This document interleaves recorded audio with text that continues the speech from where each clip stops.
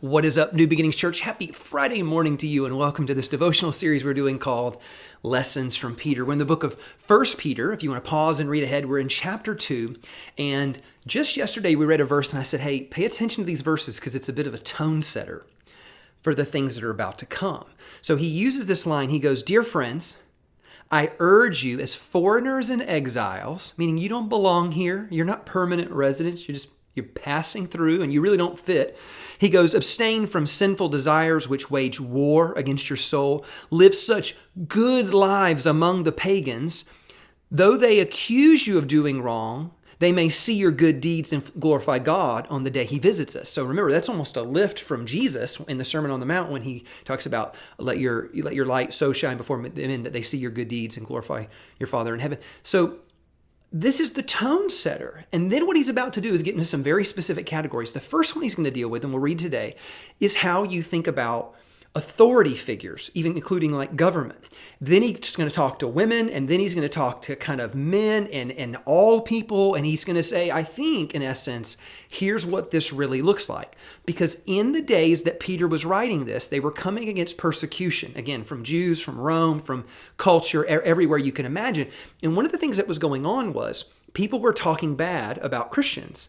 And the Jews didn't like them because they're like, well, they're rebellious and they won't listen because, again, the Jewish sect didn't want to buy into Jesus as the Christ. Rome actually said that the Christians were atheists because they did not believe in the pantheon of all the Roman and Greek gods. And so they were kind of called atheists. And so they were ridiculed. Nero blamed the Christians. He actually burned Rome, part of Rome, to the ground so he could rebuild Rome in his own image and create these grand monuments. And so, but he had to get rid of the old stuff. And so he burned it all down and then blamed it on the Christians. So you can imagine the Christians are under heavy persecution.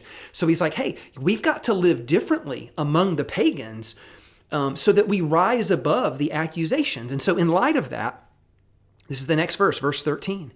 In light of that, submit yourselves for the Lord's sake to every human authority. That means like, hey, whatever, if you got government this or police officers this or whatever it is, it's like, even me, I'm dealing with an issue where I got to pay, property tax, but I'm not supposed to, but I have to pay it. And then I put in my paperwork and they give me the money. And I'm like, well, wait a minute. Part of me wants to rebel. I just be honest. Part of me wants to rebel, but it's like, no. I need to honor the authorities, the man-made authorities that are in place. He goes, whether to the emperor, which you remember again in the days of Peter and Paul and these guys, it was either Nero or Domitian, and they were both wretched, horrible people. I mean, just evil and wicked in how they treated people. He goes, no. You have to show honor. We're not going to be a people that get nasty with their tongue and take every political opponent and just talk nasty about them. That's not who we are as Christians. So watch this. He goes, to governors who are sent by him to punish those who do wrong and to commend those who do right. You need to listen to this. For it is God's will that by doing good, you silence the ignorant talk of foolish people. What he was saying is this, is you're going to have people throw you under the bus. You're going to have people accuse you. You're going to have people talk bad about you. Here's what I want you to do. You can't stop people from talking bad about you. But I want you to live such a life of holiness and kindness and generosity and Christ-like attitude that it's hard to find fault with you. I mean, people might say stuff, but as soon as they get to know you, they'll be like, well, that doesn't sound right. Like that. Look how they treat people. Look how they live their lives. Look at their integrity. Look at their honesty. Like, oh my gosh. And so he goes, you'll silence their foolish talk. And then I love this last part. Live as free people, but do not use your freedom as a cover-up for evil. I think this is what goes on. I think sometimes you become a Christian, you're like, well, hey, I'm free. It's all grace and it's all good.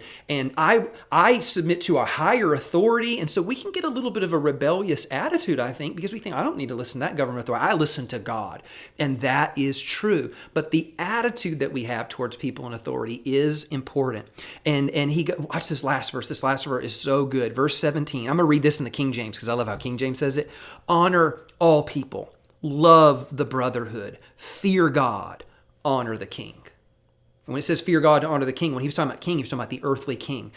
That right there is the blueprint.